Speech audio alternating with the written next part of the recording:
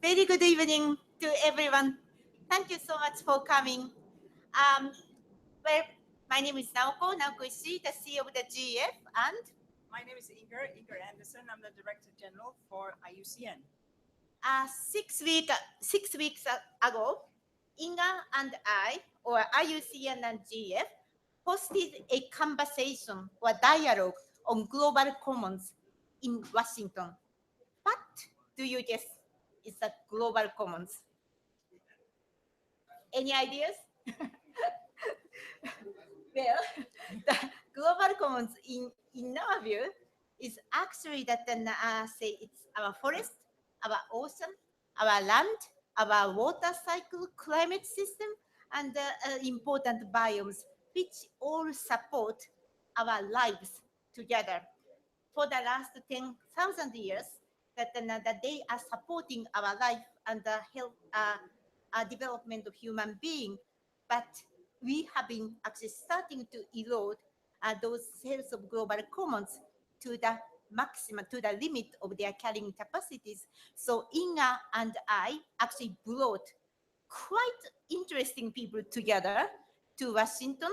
It's quite a number of world-class scientists and also policymakers, the think tank, academia, and the people who are interested in this topic. So what we had is actually the interesting story. First, scientists tell us the health of the global commons have really pushed that it has been eroded to really the limit of their carrying capacity, and we were really in the collision course of nature.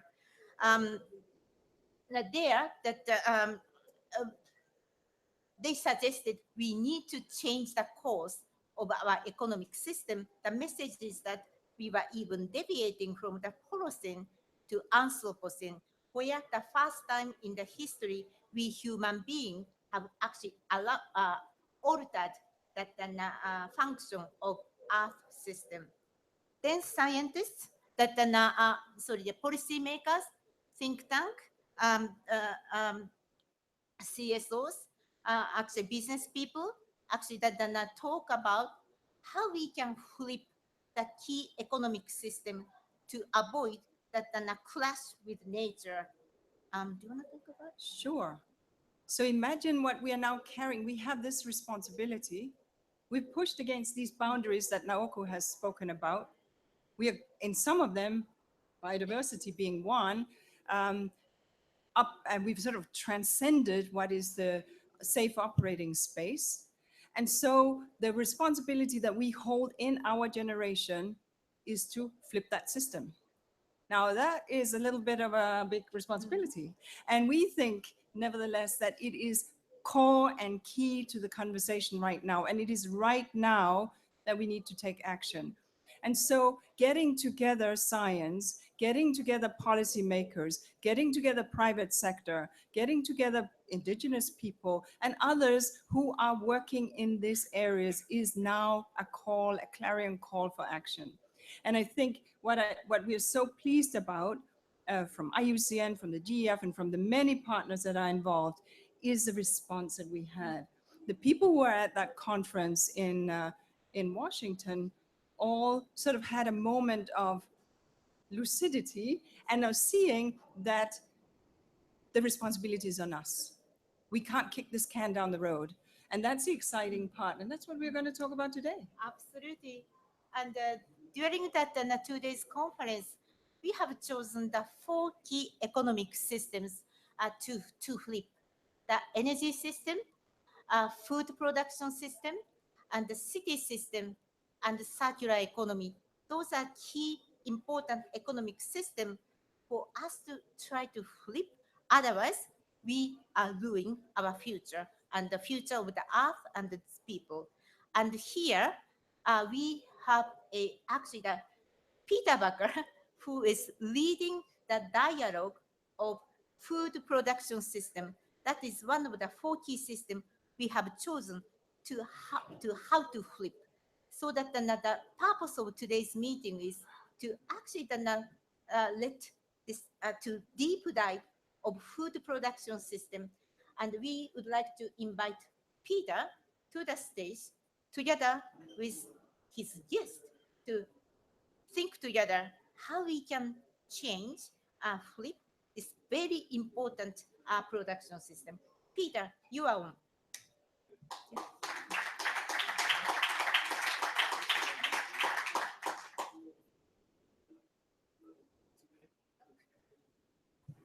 I must say, Inger, Naoko, you're becoming an amazing duo act. Can somebody maybe come and take this microphone and then we'll read this together? It's kind of cool. Anyway, so thanks for having me. For those of you who've been to all 3 sessions on the Global Commons that this duo has so magnificently organized so far, you will have seen that I was completely misbehaved in the first one. Challenging the definition of global commons and all kind of other nasty things. And still here I am being asked to moderate this evening. Probably moderation is given to me because then I do not have to talk about the content. I just make sure we have a smooth process. That's probably the lesson I should take out of this. Anyway, I was asked to say a few introductory words. We need to remind ourselves we're here at COP22. This is about the fight for climate change. And I don't know how long you have all been here. Let's do a raise of hand. How many of you are from business? How many of you, that's just the front 2 rows. How many of you are policymakers? Parties or whatever you call yourselves in this tent. How many of you are academia? How many of you are activists, NGOs? How many of you are something else? Wow, now I want to know what that is. Anyway, so that gives us a bit of a read of the room. Thanks. So we're here for COP21 to fight on climate change. I've now been here for a week, and I must say I can feel it has changed significantly since we were in Paris. Paris obviously being historic, but Paris was still pretty much centered all around the negotiations and whether they would or would not deliver the Paris Agreement. The Paris Agreement has now been ratified at a pace that is unprecedented. And you can really feel in the sessions where business is talking about solutions, the mood has completely changed. We're now really into sitting down, talking about what are solutions, what are the economic incentives or the policies that will accelerate the implementation of those. And that is precisely what I had hoped would happen, because we must now begin to focus at very high pace in solving solutions. Obviously, 2015 was not just about the Paris Agreement. It also gave us the SDGs, the Sustainable Development Goals. I've been quoted a number of times now saying that's the greatest gift the UN system has given the world in a long time. I truly believe it's a global development agenda that we should all adhere to. At the same time, coming from business, where most of us, particularly myself, are rather simple people, 17 goals and 169 targets is an impossible framework to manage. And that's why I think the decision that Naoko and Inger made to not focus on 17 goals and 169 targets, but on 4 big systems and how they change and how they need to be transformed to deliver the SDGs is the wise one. So tonight we're going to talk about the food system. And I don't think it was in the papers. I am Dutch, which means 2 things. My English is rather poor, as you can tell, but my diplomatic skills are even worse, right? So occasionally I get myself into trouble, but I can always say it's the drinking water in the Netherlands. But the food system is one of the most broken systems in the world. There is almost no comparability to any other system I've looked at. It's responsible food and land use. So if you include forest and forest agriculture, it's for almost a quarter of the greenhouse gases. So in the light of this particular conference, the COP, it's a massive part of the problem, which we need to address and turn into an opportunity. But it's not only that. There's more than 500 million smallhold farmers who live on the poorest of conditions.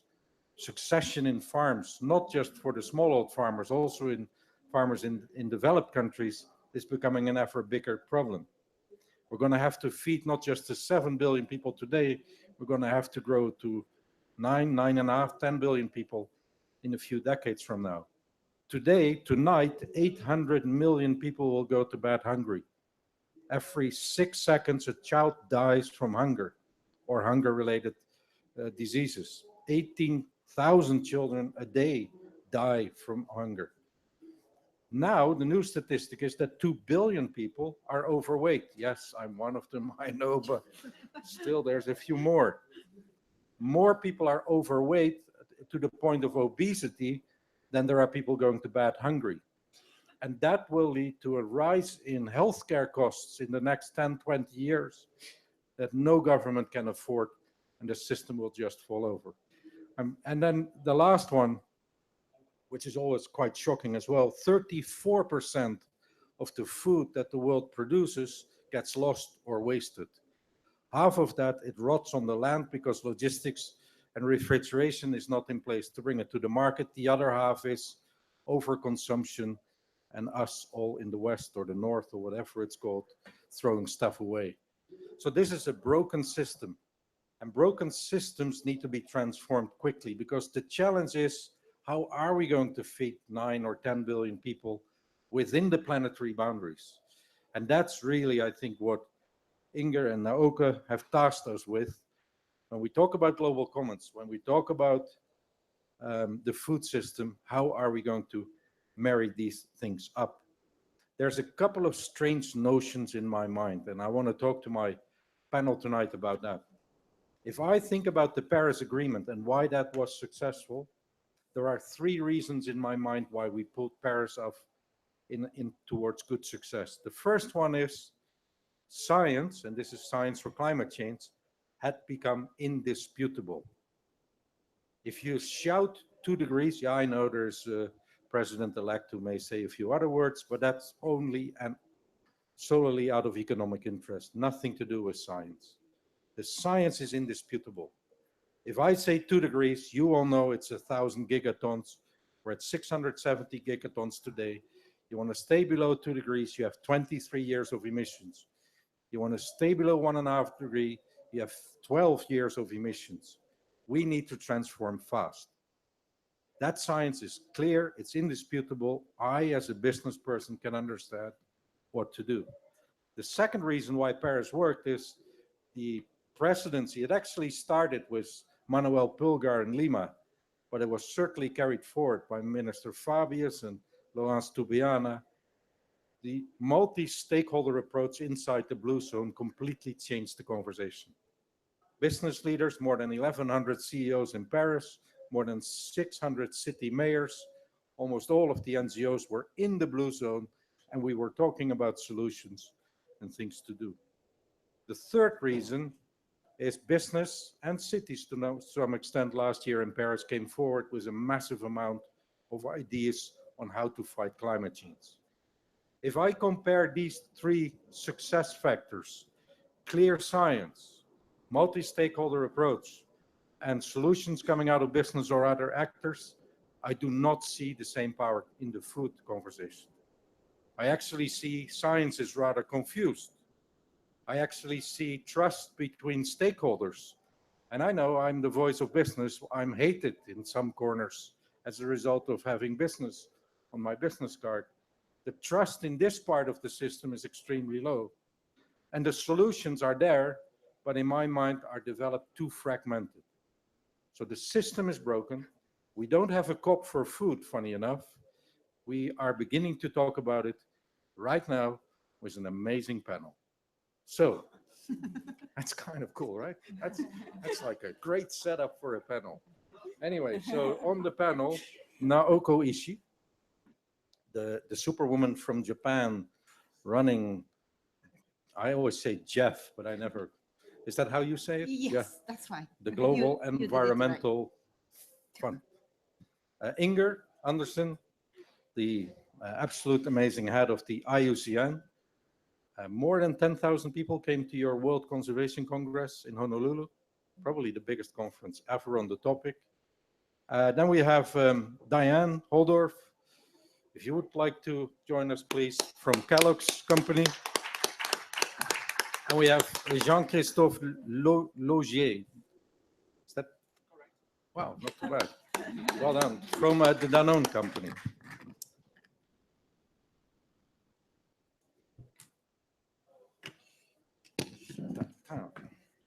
So why don't I start with you, Jean-Christophe? With me. Why not? You're closest.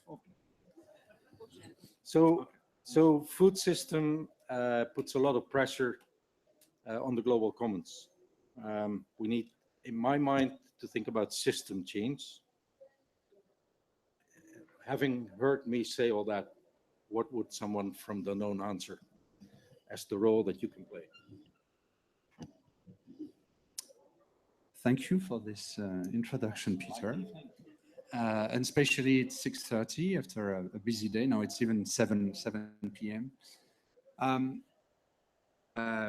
We agreed as Danone about the challenge of the current food system. And basically, it all starts from the way we design alimentation.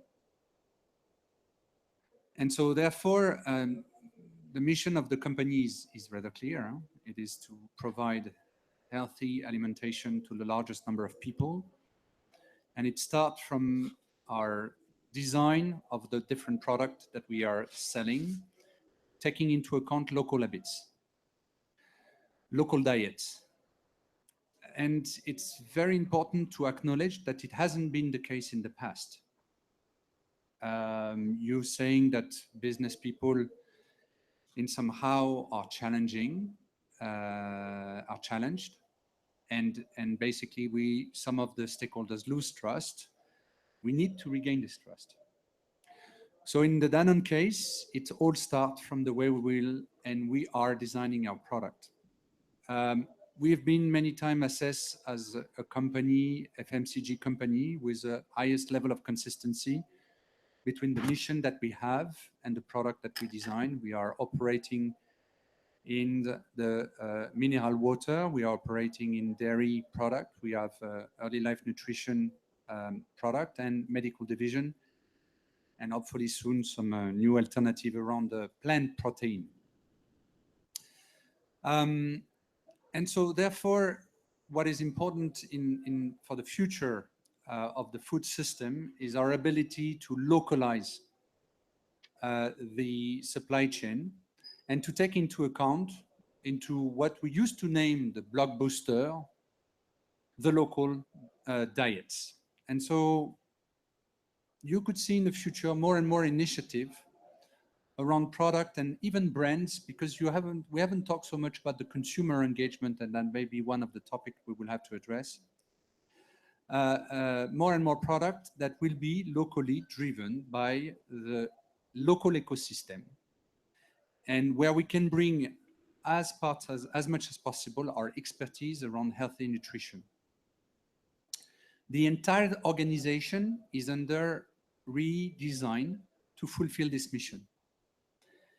And one important part is that we are changing currently the procurement organization into strategic resource cycle, where we put circular economy at the heart of the way we're going to buy the different commodities we need to design the product.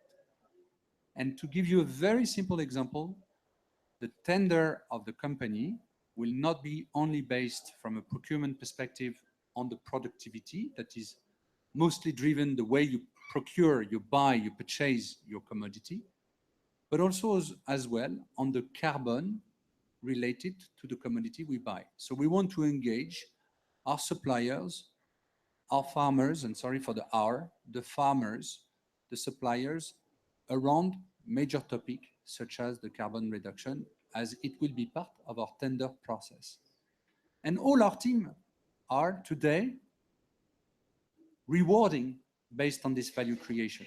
Again, another concrete example to show that we walk the talk. The system of compensation of Danone is based on, of course, the financial result, but today are taking into account the climate and the carbon, and also as well social, what we name social value creation. So I can come into more concrete example, but to answer to your challenge of the major transformation, I just want to stress the fact that it is time also as well to design differently the product we sell. And this is the journey we started with Danone.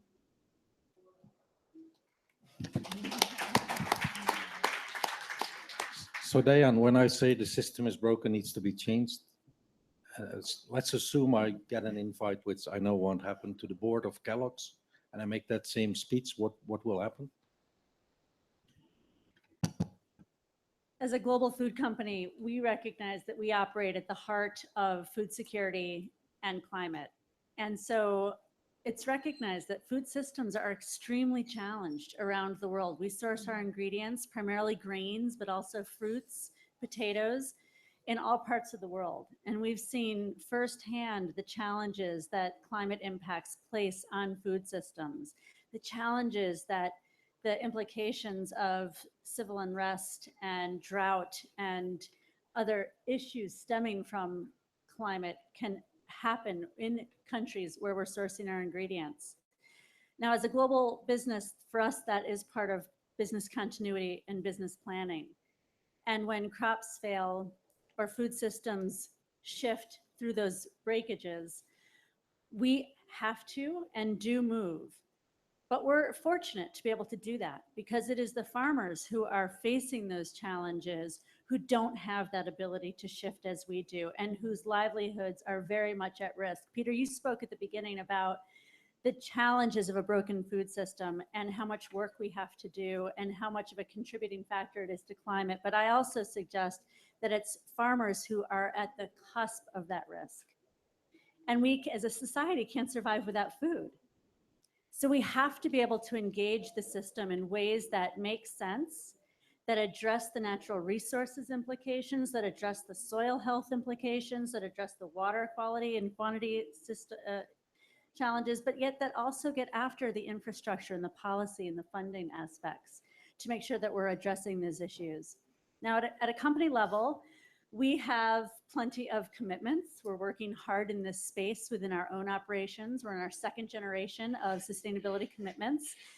We have set those now in their second generation out to 2020. Going into Paris last year, we set commitments further on greenhouse gas emission reductions out to 2050 to show governments at the negotiating table that as business, we were there with them and we were willing to commit to those same levels of commitments. So we have approved science-based targets for our operations, as well as with our suppliers, our Scope 3 emissions. But as you also said, commitments are so last year, right? And we are all about action at this COP and what we need to be doing to address these significant systematic challenges. So it's great to have this kind of forum where we can come together, build on the great work that was already started by Jeff and the IUCN on how we get after these big systems and the global commons that we all share. And we'll get into that a little bit more, but suffice it to say, and you've spoken, I believe, with our CEO, and he's the first one in our business who will say that we will continue to see food level challenges, food systems level challenges in our business, not 5 to 10 years out, but 1 to 3 years out. And we have to be acting now to address these issues. Thank you. Are you at all on Twitter? Yes. You need to give me your address because commitments are so last year. It's a great tweet. It's like, I suggest you all tweet it. It's cool. Inger, system is broken. What did the 10,000 people in Honolulu have to say about this? Well, they had a lot to say about it, and the good thing was we had people like Naoko. We also had people from the private sector, including yourself, and companies and financiers, as well as a massive amount of scientists and policymakers, NGOs, indigenous people, etc. It was when we meet, it's a big tent. And it's interesting for us that this conversation is now so hot at the COP. And it's so good to see that the story around food productivity, soils, agriculture, nutrition, health is part and parcel of the climate conversation. From IUCN's perspective, our heartland is conservation and environmental integrity. And environmental integrity is a critical factor in food production. You can't have a good agricultural production without environmental integrity and without good ecosystem services, the rain, the pollinators, the water. I mean, this is obvious. But we also need to understand that 80% of the terrestrial biodiversity loss comes from land use changes, in large part driven by agriculture. And we need to understand that 70% of the freshwater withdrawals go towards agriculture. Now, there's nothing wrong with that. Like you said, we all eat. So I do not want to make the agriculture sector sort of the bad guy, because it's not. It's producing the food that we sustain ourselves on. But we need to understand that we are living inside that context of pushing against some of these planetary boundaries. And that's why the story around the global commons, and where we see forward-leaning companies like the examples we've just heard, that's exactly the kind of way that we need to think about moving forward. IUCN, we are the holders of the red list of threatened species, which we like to think about as a barometer of life on Earth. It's an important element into that barometer. And it's the only place where you have the spatial modeling of understanding what's happening to, georeferencing something like 80,000 species right now with a degree of threat and the causes for that threat. So looking ahead then, and this is a complicating and interesting story, how are we going to understand? One thing is understand that this or that species, this or that ecosystem is threatened here, but we need to also understand what drives those threats, right? Because in a sense, they get exported. By me purchasing certain products, I'm putting stress on an ecosystem half the way around the world. That's why I really like what you're talking about with local, because local gets the production closer to me and a greater understanding. But the story about transparency, traceability, and governance in our food system is one that I think we're sitting with a couple of companies that are exactly working in that space. And I think from IUCN's perspective, that's an important area. We need to, and in IUCN, one of the things that we were tasked with by our 10,000 people in our assembly is that there is an expectation that IUCN will step up and lean in on the food story with the conservation lens. That's what we know. And especially beginning to understand what are the incentive structures, the taxes, the public finance, the subsidies, because they are huge subsidies. What do they drive in terms of pressures on the ecosystems? So that's sort of an important area. And maybe when I heard our two previous speakers speak so eloquently about what their companies are doing, I really like that they're speak about local, about carbon impact and monitoring that, about social impacts. The next barrier, I'm sure you're doing water budget as well, but clearly the next barrier that we need to begin to understand, because we are looking for carbon and water and land and social, but we do not yet know enough about the impacts on biodiversity losses. And it's that story around net positive. And that's where we come in. And I think with companies such as this that are precisely leaning forward on the net positive story, that's where great partnerships can be made. So that's really what we are talking about. At the same time, we also have had a 4 or 5 year work by our Joint Task Force on Systemic Pesticides, because we have views on that. Now, these were over 100 scientists that worked on systemic pesticides, focusing on neonicotinoids. And we came out with a worldwide integrated assessment on systemic pesticides, which has some important conclusions that so far stand unchallenged in the world of science. So there's a broader conversation also about the ag inputs that we need to have. I'll stop here. Thank you. So Naoko, you always tell me to be provocative, so I'm going to make your question a bit tougher, okay? I'm ready. So we now have two important institutions like yours and the ISUN working together with WRI and a few other organizations putting the global commons high up on the agenda, which is great. You know, I'm not challenging that. This week, I was asked, God knows why, but I was asked to be at the launch of the Planetary Health Change for Momentum initiative that the Rockefeller Foundation, together with UNFCCC, which looks at the planetary boundaries plus human health. And then there's other people who say, no, no, no, no, we should only talk about SDGs. That's the framework we've now all agreed upon. So how, as a simple business person, do you expect me to keep all these things apart? Where can I go best to fix the broken system? Is it your shop, the Rockefeller shop, Mr. Ban Ki-moon's shop, or what do you want me to do? I'm lost. Yeah, good that you are lost. Well, I already had conversation with the person that you who actually challenged you, Rockefeller Foundation, and in fact, I and he agreed that we were actually sharing the same goal because the entire reason we need this kind of planetary boundary framework or global commons framework or whatever called framework is that as you said, that the science is indisputable, that our human being activities have eroded the health of the global commons or integrities. It has an impact of those functions, including this health issue, I think. So we were basically sharing the same framework. There are a lot of entry points to it.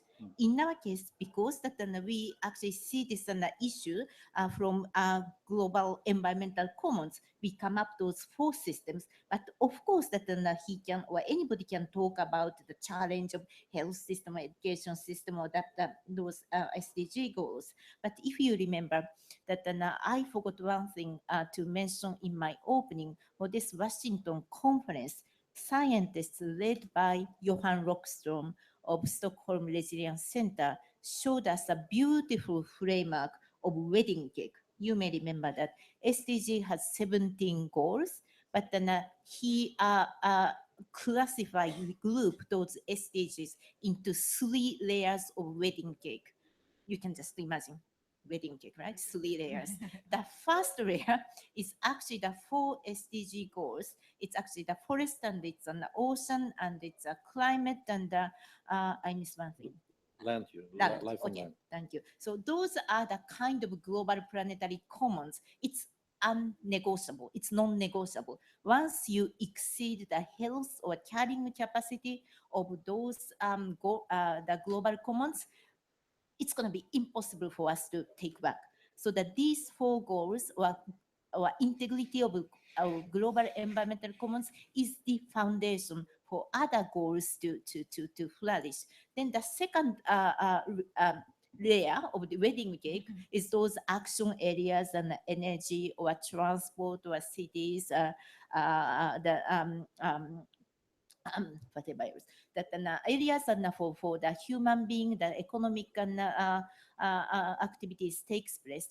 But the top layer of this the wedding cake is actually it's a social compact to the human being. It's hunger and the growth and actually the poverty. So these are 3 layers of the wedding cake or layer cake, which is that to me the very good way to understand this complexity of 17 SDGs, and I hope that it helps you to or anybody to frame that what are the relationship of those 17 goals, so that my point is that once you have that kind of a framework, it may be easy for us to identify the entry point to keep those SDGs in a one coordinated, coherent system.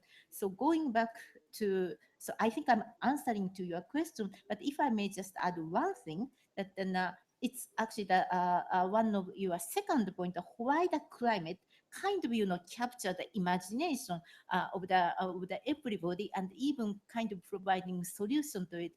I think this multi-stakeholder coalition is the way not only to address the climate change, but other challenges, including food production system. And that's why I'm so excited that you lead this panel, this discussion, and then bring that business people, actually the scientists and the CSOs together to find out solutions.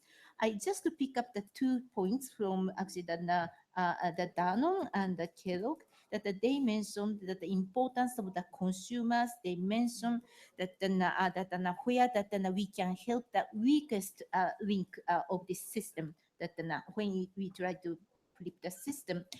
For instance, the GF has been now supporting or joining this supply chain approach. So let's just take the example of the palm oil, which is a very important factor, ingredient of the food production system.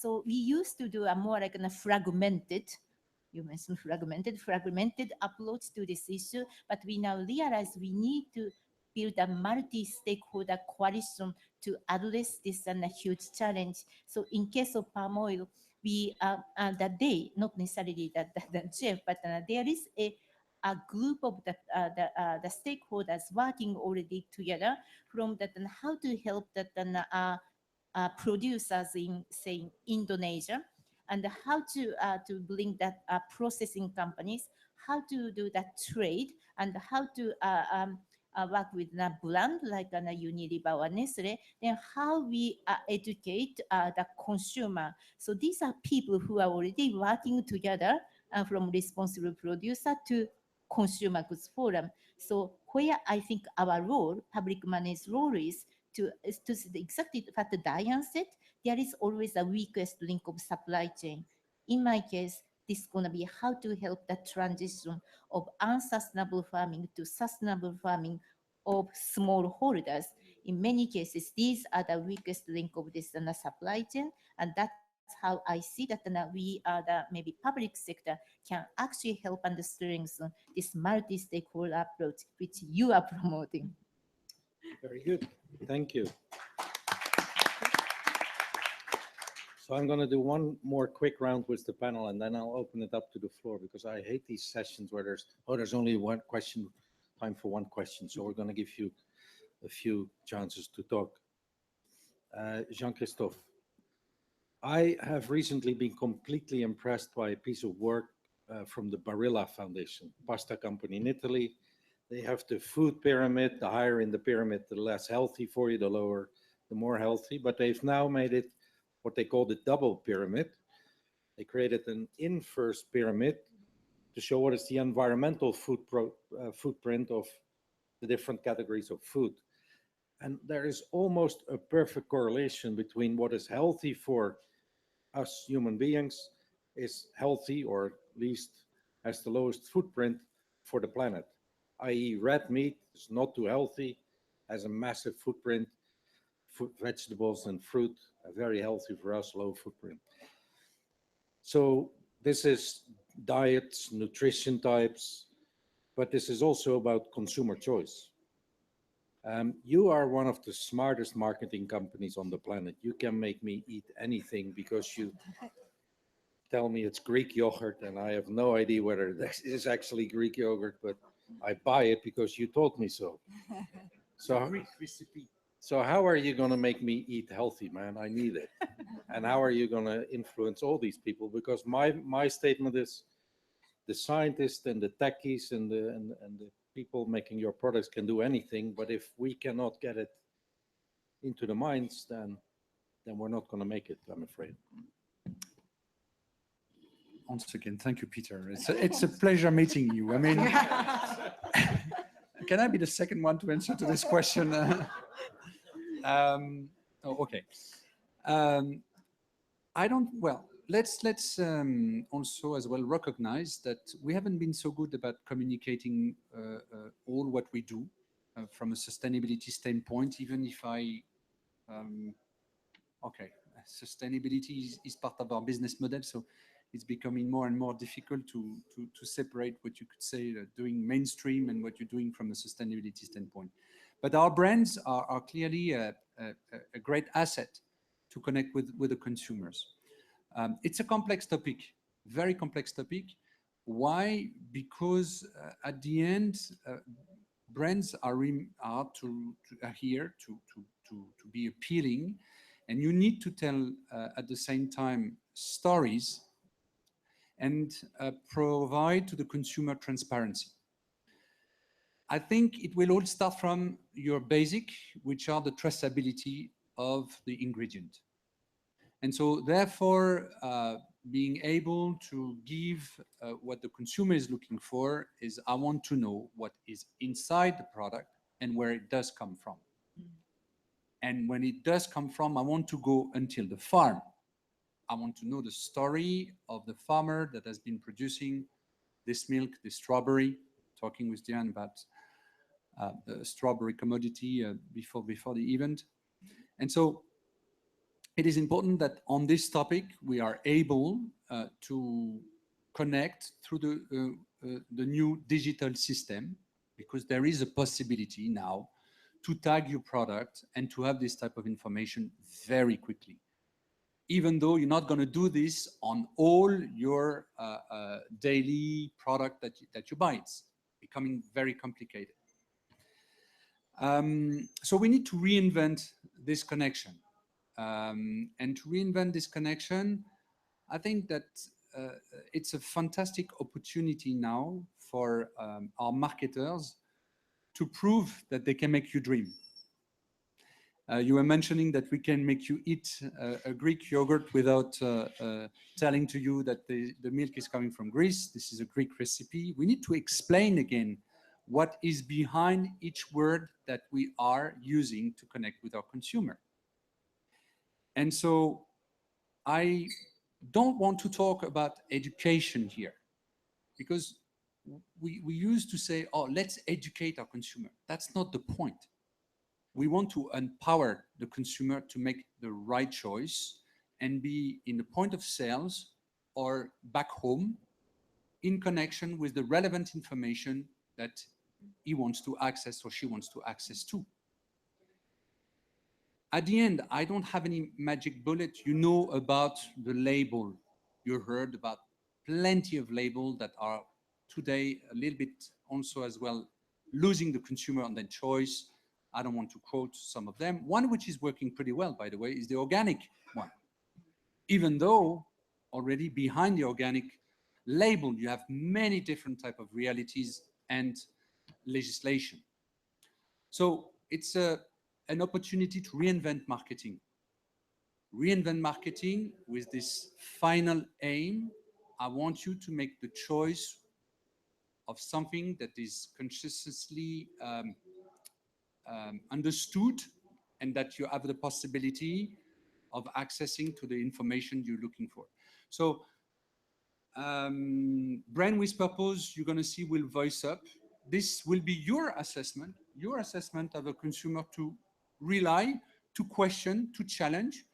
We have a lot of non-for-profit organizations that are here to watch and to challenge us when we're not good. And we have to recognize that sometimes we're not good. We will do our best to provide the information with transparency again, as much as possible. So you have all seen this morning's memo from the head of the UNFCCC. It's no longer allowed for any meeting to go on for more than 45 minutes without talking about climate change. So I apologize. We have to get back to the topic. Diane, you do a lot of work on climate smart agriculture. Can you talk about that a bit? Yeah, gladly. I would have preferred this question. I know. But it's the first time you meet me, so. I'll take the consumer piece then next. So climate smart agriculture. Before I dive into a quick explanation, show of hands, how many of you are familiar with what that represents? All right, most of you, but I guess I better do a quick. So Kellogg has been working with climate smart agriculture since the UN officially defined it and launched it in 2014. And for us, it really, really resonated. Why? Because it is actually three elements. First and foremost, it is focused on farmer yields and farmer productivity. So it really takes into consideration the economic benefits and the livelihoods for the farmers.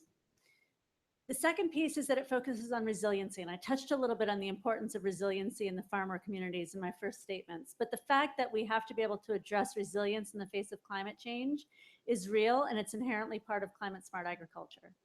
And the third piece is then, yes, of course, during that, as we're really figuring out how to improve resiliency while maximizing yields, we have to look to view practices that help to mitigate greenhouse gas emissions from agriculture. But prior to the climate smart agriculture nomenclature, the conversation was generally led with this concept that we had to reduce greenhouse gas emissions in ag. And that simply was not wide enough of a net to really speak to what the opportunities and the needs are within agriculture. So for us, this has been a really compelling way to engage, because it's something that really does then speak to and engage with farmers who are business people around the world. It is a way that we can then bring the lens of engaging women in agriculture in this space, because when you speak to improving yields and improving practices and improving resiliency, the more we can engage women in that conversation in the family farms around the world, large and small, by the way, the more we see changes that benefit both of those outcomes for them and for their families, because women then take that and reinvest in their farms and in their families and in their communities. And it gives a reason to really focus on what are the types of practices and the smarter types of technologies and the simple harvest, post-harvest loss reduction that you mentioned, practices that can come together to ensure that we are being climate smart and ensuring that all of the food that is produced ends up feeding people. And that helps to reduce the pressure on the planet. It helps to improve the health of the people as well. So for us, we have taken this very much to heart. We actually made a commitment when the global climate smart agriculture, it is so last year, but I'm telling you why I'm bringing this up, because when it was announced by the UN in 2014, we said we're going to really help to improve the livelihoods of 15,000 smallholder farmers directly in our value chain, who we are through our suppliers buying from. And at the time that we said that, we had no idea how many smallholder farmers we actually had in our footprint around the world. So it felt small, but at the same time, it felt really big. And we set ourselves the target of doing that by 2020. But it is the year of execution. And we have exceeded that goal already this year, 4 years early. And when we talk about improving the livelihoods of 15,000 smallholder farmers through climate smart agriculture, what that means is that the improvements for them are very real. It's higher yields, it's lower loss, it's better incomes, it's increased understanding of how to manage that part of their business, and it's increased resiliency in the face of infrequent rains, changing weather patterns, drier soils, et cetera. So we're quite excited to be able to use that actually as an execution example of what it means when you take collective action, because we can't do any of that without partners. As I said before, we don't own farms. We don't contract directly with farmers. All of it is with multi-stakeholder partners to help us enable that. That's when we see the real action that we can then learn from and leverage. Thank you. Inger. But then you also still owe him one, huh? Because I'll do that. Inger, let me share one of my personal frustrations. You know, I have educated myself on the planetary boundary framework. And like you say, the safe operating space is determined by the boundaries on 9 or so angles. The one angle that is most overstretched is the nitrogen cycle. We all talk until we're blue in the face about climate. We occasionally talk about water stress, ecosystems, biodiversity loss. No one ever talks about nitrogen cycles.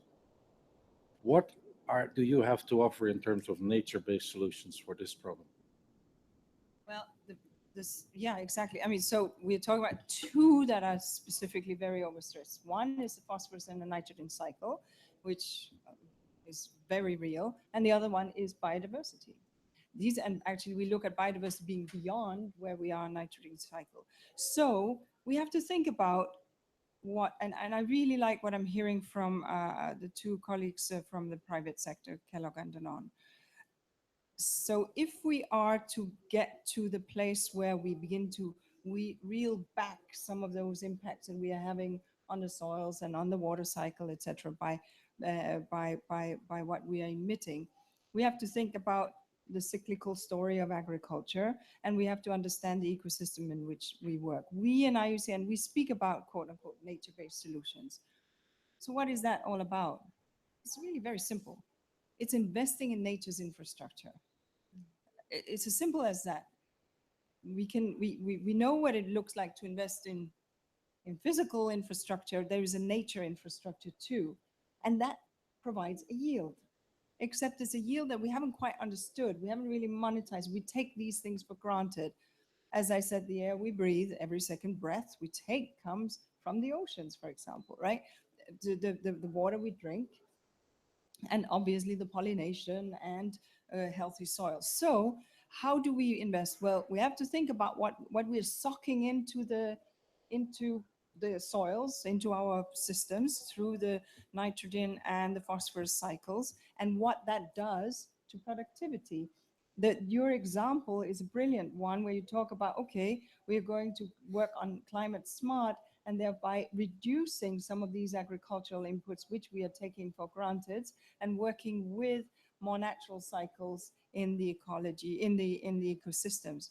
And I believe, and I think it's very much underpinned by both of the previous speakers in response to your second round questions, that more and more, the more educated, even if that's wrong, informed, and whatever, and curious, empowered, that the consumers, we are voting with our money.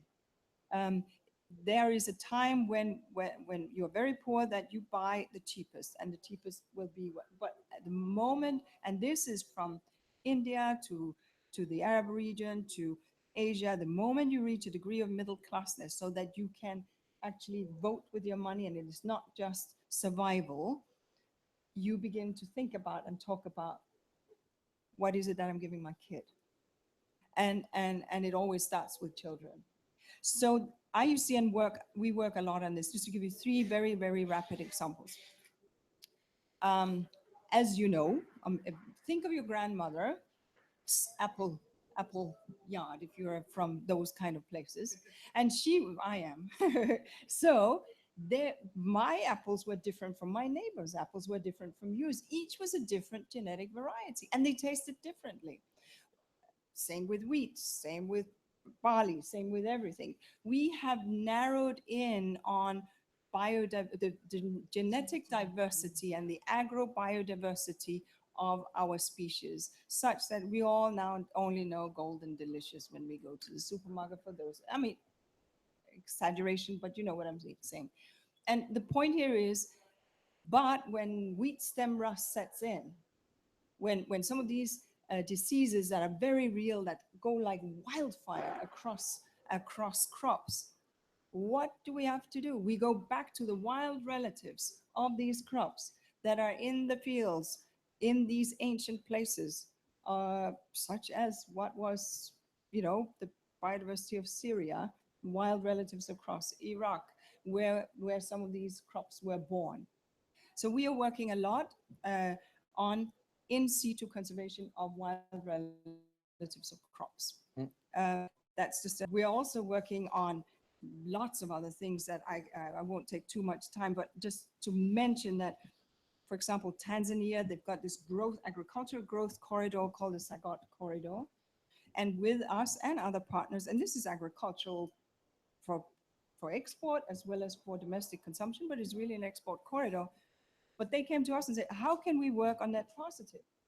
How can we work, especially on the water and the water cycle, and ensuring net positive protection, pollinators, etc. So we are working with large-scale agricultural producers on the Sagot corridor, Zambia and Tanzania, on exactly these issues. That is investing in nature's infrastructure. Great, thank you. So Naoko, last time I checked, you're an international financial institution, right? Mm-hmm. Yeah. I think so. What has this got to do with that? Finance. What's the role of finance in all this? Absolutely, yeah. No, I think I already mentioned one entry point, which is well, we are international finance institution, but the good thing about GEF is it's a grant money. So the grant money is very useful because it can do many things that the loan cannot do. So that the one way, as is mentioned, is that in case of supply chain, we can go to the weakest link of the supply chain to help a smallholder farmers to make the transition, either by capacity building or to, yeah, in many cases, capacity building. At the same time, I see another opportunities these days, and because that we can be also utilized like an equity and guarantee, we can actually work with business sector and finance to kind of galvanize that small scale production and to make a facility and to go to the capital market. This is actually that facility we are now working with some of the business sector together with some of the government money. The idea is in order to flip the food production system, which is broken, the fragmented approach are not good enough. So now we need to find a way to bring that those good initiatives together to achieve the scale. One way is to actually the team up with those public institution together with those business money, and two, actually to go to the capital market to leverage the business investment. That's actually the initiative we are now working on, and I'm very excited even for this COP that I have had a lot of opportunities with other stakeholders. So as I said, we have time for one more question. Anyway, there's a question there, and please say where you're from, and if you have a specific preference who you would like to have the question answered, list that as well. We'll do a few. We'll take 3 questions at a time, then they have a bit more thinking time, they tell me. I don't know. Hi, my name is Ojaswi, and I am from the University of Michigan studying public health nutrition. Yeah. And my question was to Jean-Christophe, if how you see like progress towards going to localized food when there's so much popular westernized food in all of our nations. Like I went to Paris like a couple of days ago, and there was a KFC, McDonald's, and a Subway like right next to each other. And what does that mean for you specifically working with certain businesses or like food businesses, and like what's that dynamic like with going towards localized foods, but at the same time working with these big businesses? Okay, thank you. Who's next? Hi, good night. My name is Deodat Maharaj, and I'm Deputy Secretary General of the Commonwealth. And thanks so very much for a wonderful presentation. And I listened to Naoko just before you came here at another session. So it's good to be very active and engaged. Congratulations. So I enjoyed the presentation, but I have a concern as well. I haven't heard the perspective of small and vulnerable countries and LDCs. So a lot of what I think was conveyed in the panel, all excellent ideas, all excellent proposals. But the reality is fundamentally different in a place like Tuvalu or Tonga. The Minister of the Environment from Seychelles is here. And I almost heard when Inga started speaking about Tanzania. I was very encouraged. But then, Peter, you were very good with time management. So that there couldn't be elaboration on that. So I would very much appreciate if, some thoughts can be shared on the work and the ideas from the perspective of developing countries, but particularly the small, vulnerable, and LDCs. Thank you. Thank you. One more question? Yep. Lady here. My name is Kaisa Pietilä. I'm a Grantham scholar and a doctoral student at the University of Sheffield.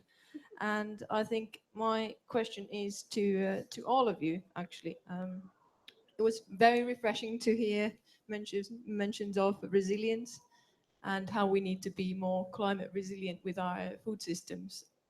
And my research is on biodiversity and the role it has in our economies. And I've heard very little talk of biodiversity here at the COP. So I'd be interested in hearing your views on if we should talk more about biodiversity at a climate COP? And if so, how we should do it? There is a COP on biodiversity early December in Cancun, Mexico. But anyway, I'll let you answer the question. You started the conversation about local, and what do we do with all these international brands that spread everywhere? Well, first of all, let's keep in mind that some international brands spreading everywhere are a guarantee of quality. Yeah? So I think that we need to talk about what we could see as an opportunity for the consumer of a kind of mother brand that is guaranteeing a way of designing the product and the type of ingredient that you put inside. I want to take one example. Unfortunately, I don't know if this one has survived. I wish it has. I'm taking the example of Activia that you know maybe well, and that has been declined into Kefir Naya in Russia. Kefir is a traditional yogurt in Russia. That is a drinkable yogurt that was far away from the way we designed our product before, still, I think, existing. And so therefore, we bring all the knowledge behind the ferment, that is a specific ferment for Activia, and we take into account, basically, what was the local habit around eating, drinking, not eating a yogurt, spoonable yogurt, but eating the yogurt. And that's the type of example you could see more and more behind, let's say, mother brand or large brand. Then about localization of your, but it's for me, honestly speaking, it's just the beginning, because now, as I said, we have to reinvent also as well the way we design the product. And there are many ongoing initiatives today that are supported by one of the fund, Danone Communities, that is driven by social business, that is putting in place different type of, let's say, healthy production according to the local habit. I have one in mind, which was a specific alternative to sugar ice cream for kids in Senegal. That was a mixed product of different cereals based on the recipe that was made with a local Senegal woman that we offer and sell through a network of women in Senegal. Of course, it's a social business that we support. And so therefore, what we need to learn is step by step how we can include into our mainstream the design of this type of product and the distribution of this type of product. When I'm talking about localization, I am talking about our ability step by step also to design qualitative channel for our sourcing strategy. And this is what we do currently in different type of countries, and especially in Africa, where powder milk is still a key commodity imported by a lot of our business unit. You use powder milk that are coming from a European country or even New Zealand. And how do you localize, or how do you help to design the local farming system that will help you to access to fresh milk for the dairy? This is what currently is happening in many countries. I'm taking the example here of Morocco. Morocco, we are working with 120,000 small family farmers producing everyday milk that we want to valorize into the yogurt, the dairy offer. We are working currently in Senegal on the same topic. We're working in East Africa, West Africa, in order to step by step make sure that we are able to operate where it's relevant, the proper fresh dairy farming that will help us to design the local product. But local product that will come out with a different type of mindset, and this is where I'm thinking about alternative to animal protein. And this is under construction today. You will see more and more plant protein with a mix of yogurt or animal protein, such as dairy, appearing on the market. I'm very confident that in the upcoming 10 years, you will see radical different type of offer to the consumer on this type of mixed type of recipes. Thank you. How many more people are in the room to ask questions? Just to get no, I know, but just to get an inventory. Okay, quite a few. So, dear panelists, Keep it short. no more than a minute That's per okay. answer. All right. I'll start with you, Inger. I was a bit too effective in my time management, just as you were launching into a story about Tanzania. Can you maybe finish that? Well, I'll just because I think that Mr. Baharaj was speaking about this. I mean, obviously, the story of biodiversity and climate adversity is one that first and foremost will be met by the poorer, the lower lying, the small states. So thank you very much for that question and the comment. I think from IUCN's perspective, and I know from the GEF that are generously funding, including IUCN, important programs, just to give you a sense of some of the kind of things that we are seeing. In Jordan, which is a highly susceptible country, obviously, to well, already agriculture is very marginal. They've gone back and reintroduced an old tradition of shifting pastoral lands around and gone back to some tradition that had been lost. It's called HEMA, but it's an interesting function that allows for fragile lands that are going to be even more fragile to be managed in a good way. Or I could, and we're working very much with them. We're working out, after the big tsunami in 2004. We're working in 18 countries on a program called Mangroves for the Future. And this is helping those countries reestablish those mangroves. And it was initially to protect, because we all observed that where you had that natural cushion when these high storms came in, it was not climate related, this was a tsunami, but this is the same for these high storms and typhoons and hurricanes that we will see.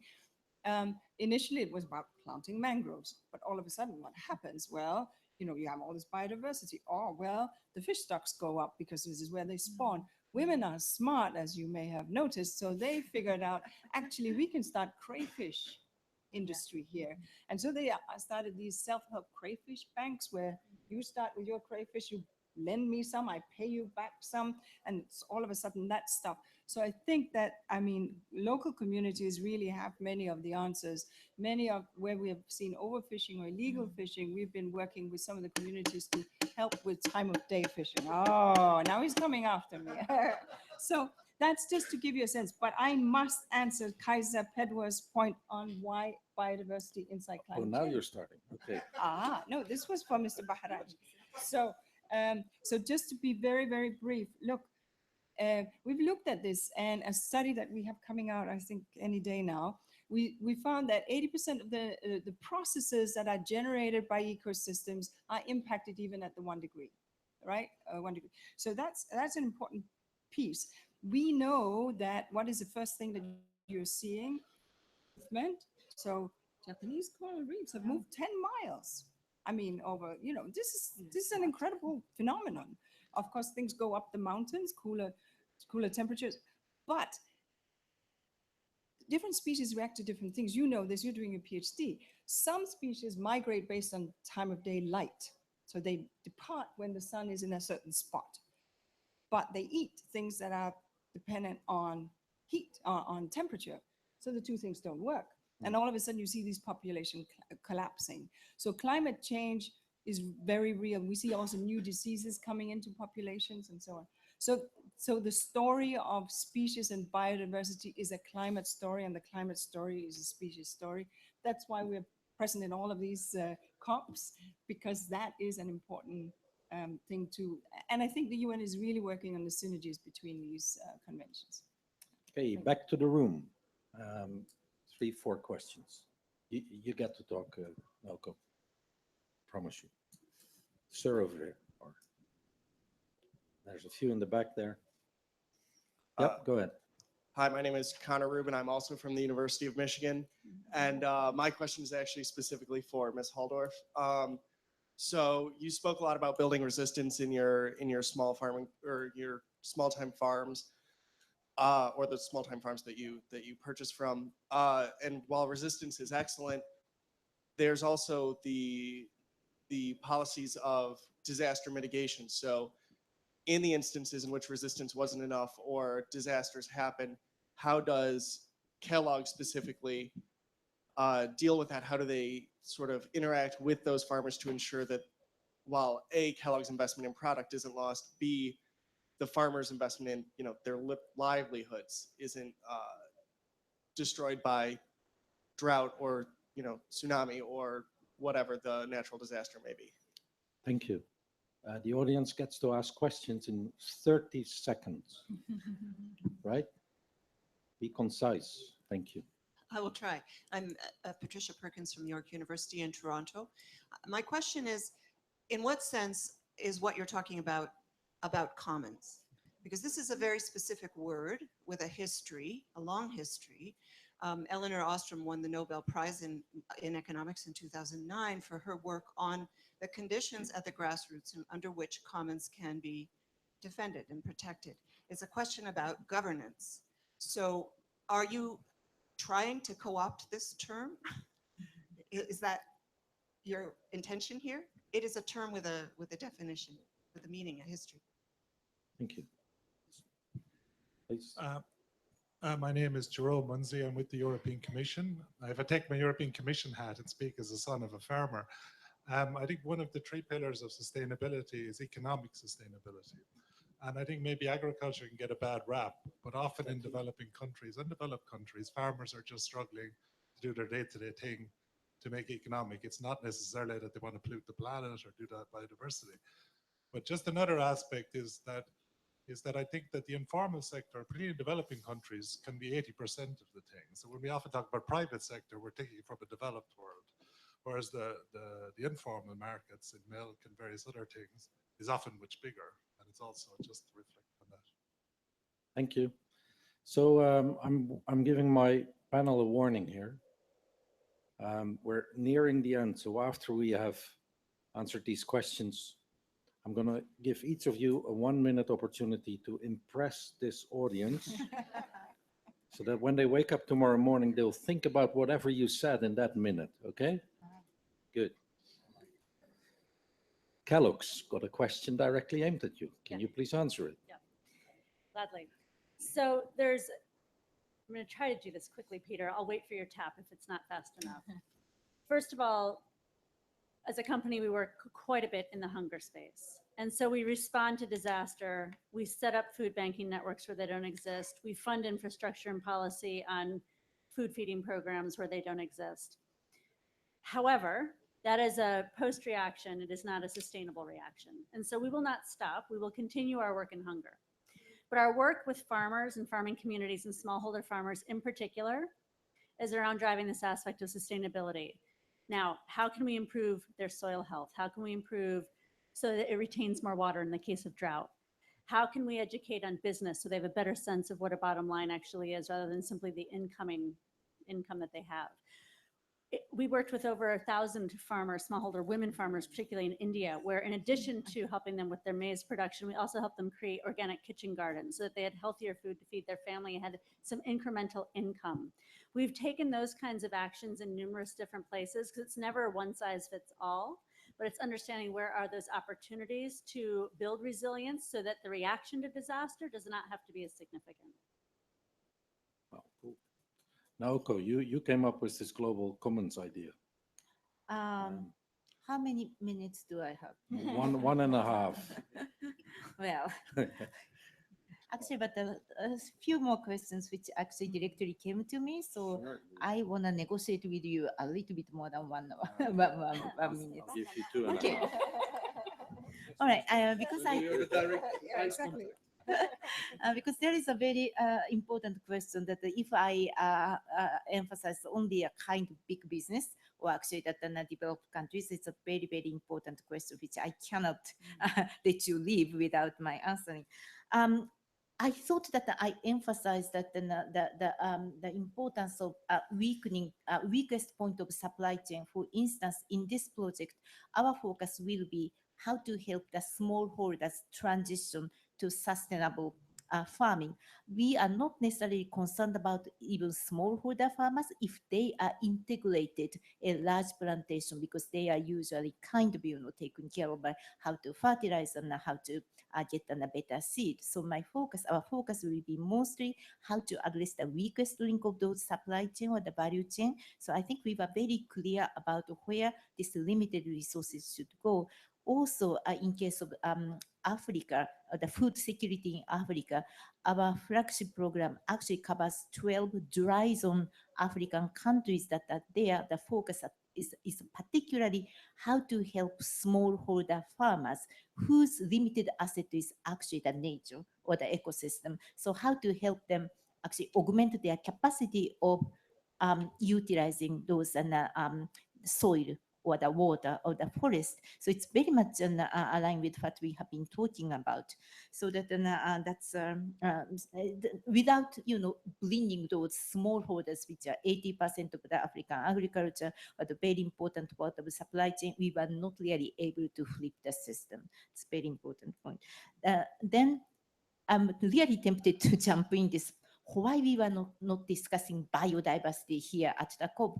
The important answer is already given to you, but actually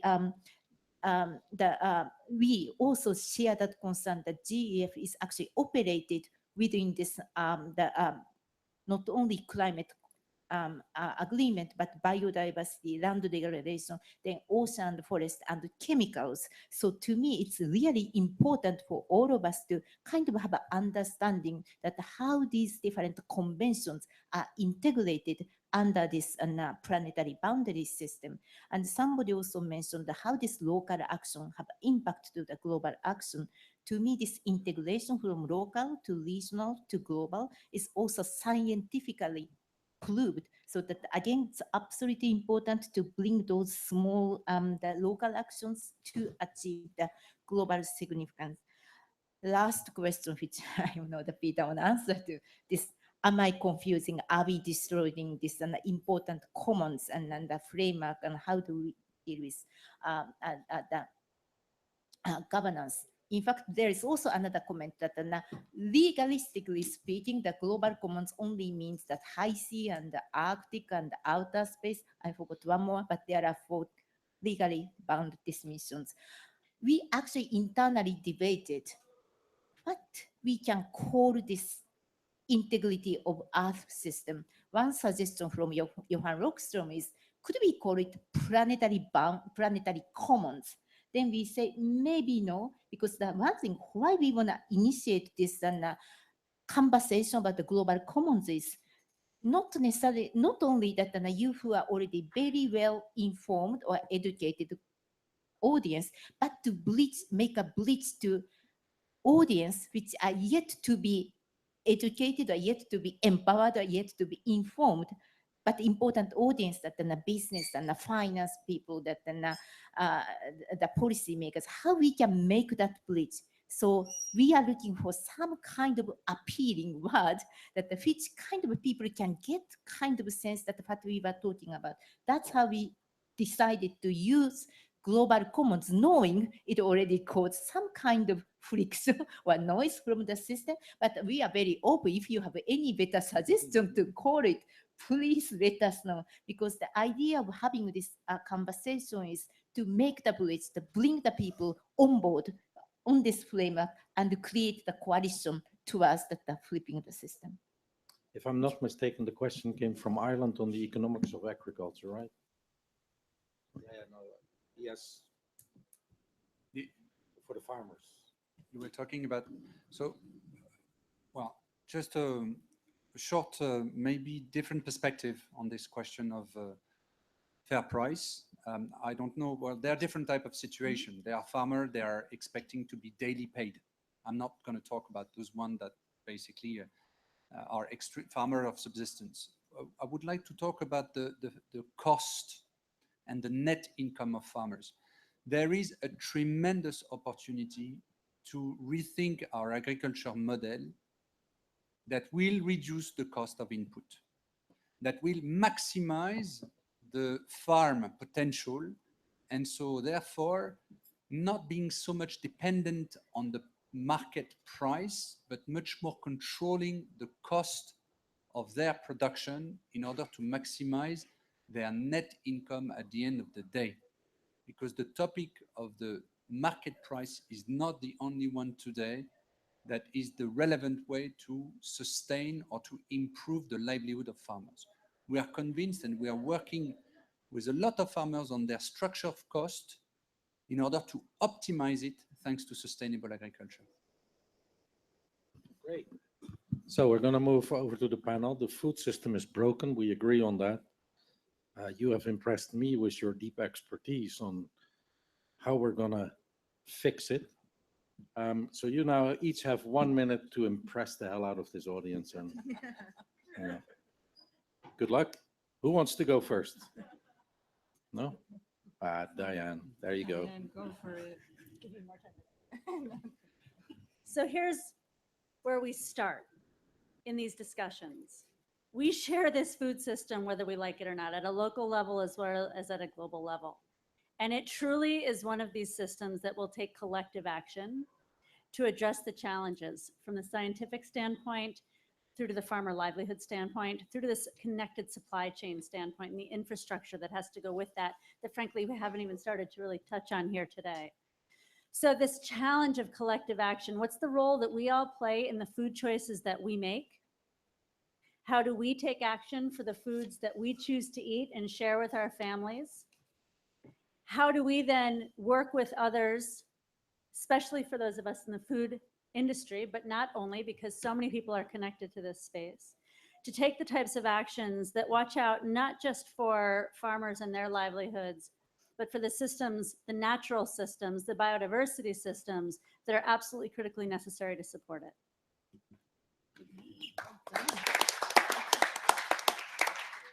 Who's next? Well, let me jump in. First of all, thank you for very good moderation and keeping us on time. Look, so here we are. It's 2016. We're heading into 2017. We have the agreement. What was that? Commitments is yesterday's news. So last year. And so, but we have not solved this conundrum. By 2050, we'll be nearly 10 billion people on this good earth. And we need to double the production, a 50% increase of the existing agricultural land to feed people, lift the 800 million people that are going to bed hungry and the 1.3 billion people that live in poverty out of poverty. And they have every right to have the life that you and I have. So we need to think exactly about the systems that we have, because the current systems are just pushing us against those boundaries, are just eroding those commons, which will come home to all of us. So this story around flipping the system, finding those kind of innovation, scaling them up, unforgivably pushing from the consumers that are now empowered to the producers that get that this is part of the bottom line for the future. Short-termism is dead. It is about, if you're just looking at next quarter's profit rate, you are just not getting it. Because as I think we heard from Jean-Christophe, it's these other elements, do you have clean water? Do you have the pollinators? It's these other elements that are part and parcel of the story. That is why the Global Commons is a conversation that we are going to drive. And so from IUCN, I'm just delighted to be with my friend Naoko and with a much broader partnership that may not be here to support this. Thank you.